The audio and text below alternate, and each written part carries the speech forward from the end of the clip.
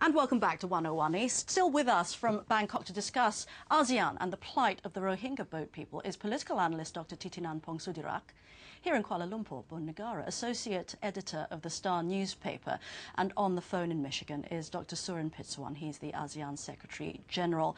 Bun Negara, I know that you wanted to pick up on something that Dr. Surin said on the line just before we went to break. And I'm going to be sceptical again here because ASEAN members do seem to enshrine very high principles in documents, in agreements. But for the people of ASEAN, ASEAN doesn't seem to be a very close entity for them. It doesn't seem to have anything to do with their lives. That's the problem with ASEAN in the sense that it has all along, until very recently, been an intergovernmental organization and little more than that.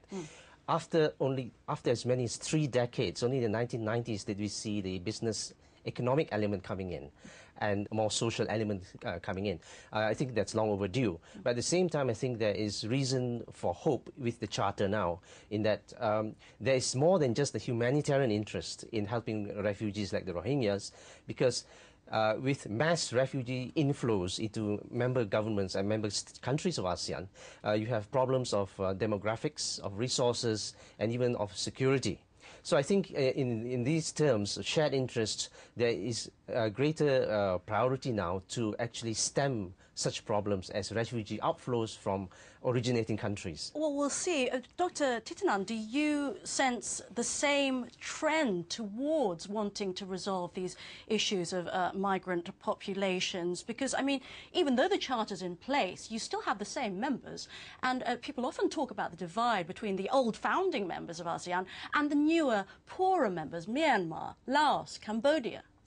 There's wide disparities among ASEAN members, and my concern is that there was not any kind of harmonization of standards and practices prior to the implementation of the ASEAN Charter.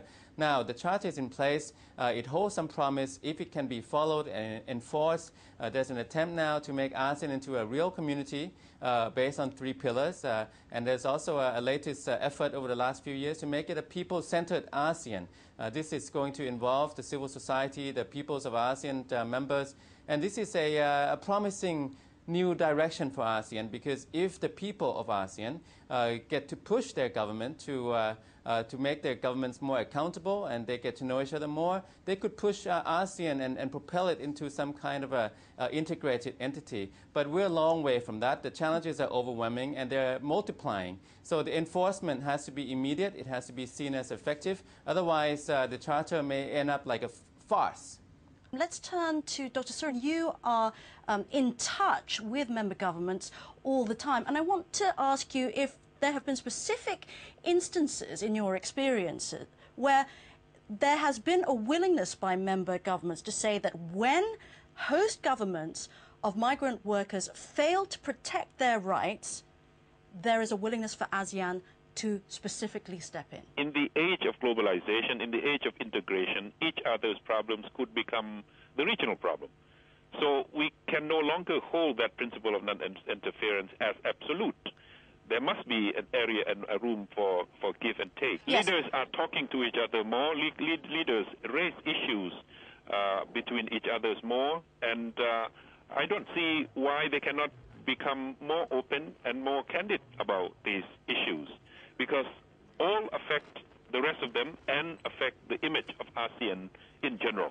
Bun Negara, why has it not been the case up till now, despite Dr. Surin's work? Well, mainly because I think precisely because of the origins of ASEAN being an intergovernmental organization. And now you have to be much more than that. And in ASEAN community building, there are 3 main pillars: the political security, the economic, and the socio-cultural. I think the socio-cultural pillar has to be magnified and seen not just as a separate pillar, but also as a buttress for the other pillars, in that you get people across ASEAN coming together, which actually would support policies that are more integrative of the region. The thing is that the community includes Myanmar, which is very isolated by sanctions primarily led by the United States, but the European Union also does have some.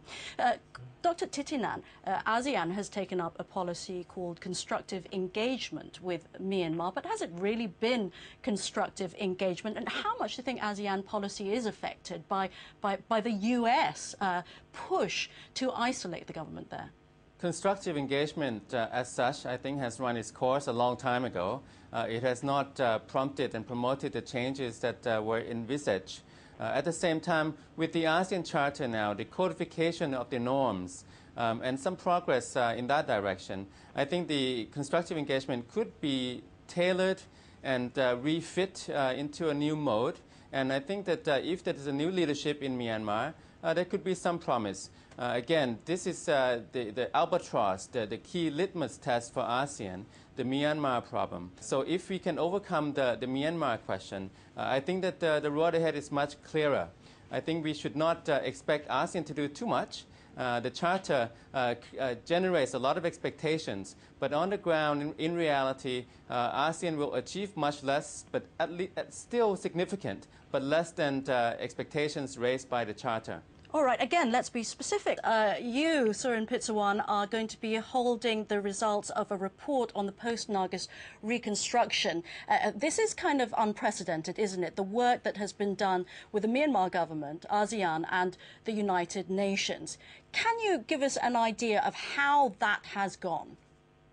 Well, since the Cyclone Nargis, I think the space has been opened up, particularly to begin with, it's a humanitarian space, but we are engaging. I mean, all agencies of the United Nations is in there.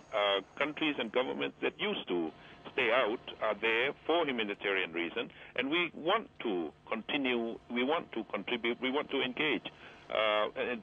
Myanmar's so NGOs you don't agree that active. constructive engagement has run its course? Well, I can't say that, but we are now into, you know, the charter, the framework, new norms, new principles, new directions, enhanced interaction, enhanced engagement. So all these things are going to contribute to some, you know, flexibility inside. And we have seen, you know, people of Myanmar, leaders of Myanmar are more comfortable dealing with ASEAN. Before there was a lot of hesitation, a lot of, lack of confidence in engaging. Well, Nagaria, do you want to add to that? Do you share in that optimism? And I wonder if you could address the issue of what the impact of US policy is on ASEAN's policy towards Myanmar. Well, I think ASEAN will do whatever ASEAN feels it needs to do. But I think there is this recognition that all intergovernmental organizations will have their limits.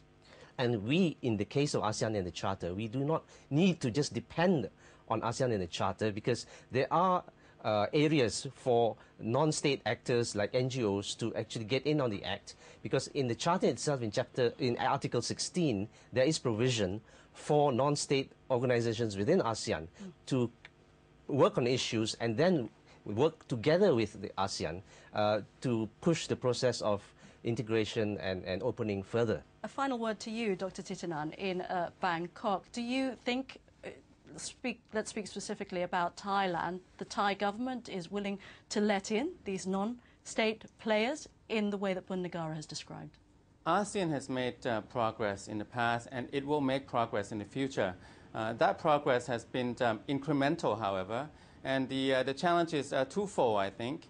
First, the expectations and objectives enunciated in the ASEAN Charter are going to pose a daunting challenge, because there are deficits to be made, and I think ASEAN is well behind the provisions of the Charter. So they have to make some big leaps there. At the same time, the second daunting challenge will be that the events outside ASEAN are demanding greater action, acceleration of action, and this is something that ASEAN has not been able to keep up pace. So if these two challenges can be overcome, and ASEAN can make some leaps and make up the deficits, then I think we can see an integrated entity in Southeast Asia. Otherwise, it will always try to catch up with the outside world. ASEAN will try to remain relevant by changing the provisions on paper, but in practice, it does not go very far.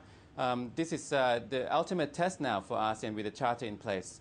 The ultimate test. Thank you very much indeed to all our panellists. We're going to have to wrap things up. That's all we have time for.